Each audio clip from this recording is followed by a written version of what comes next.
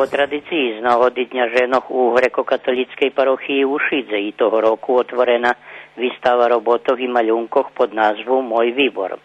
Tohoročné druženje je prikrašeli zo svoju udatnu programu amatere zo skuli, pani Melana Arvaji zo monodramu Žveratko, ktorú napísala Marija Sobka zo Združského kerestúra i Mišana špivacká grupa, ktorí prekrašne odšpivali jednu duchovnu i 8 našonarodných písní dostali veľa aplauzu.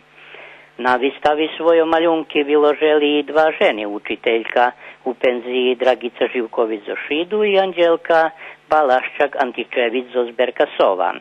Šidským účastnícom paroch šiďanský otec Michajlo Režak u meno organizatora pridal kvece, a organizáciu potrimali i sekciji Društva za ruski jazyk, literaturu i kulturu Novi Sad zo Šidu i Kuli, a šidskih u meno organizatora privitala i Irina Papuga, sekretar društva. Skore počatku programi već od 150 prisutnih merali cuker i kreo pricisok, a besplatnu akciju organizovalo društvo za borbu protiv cukrovej horoti zo Šidu.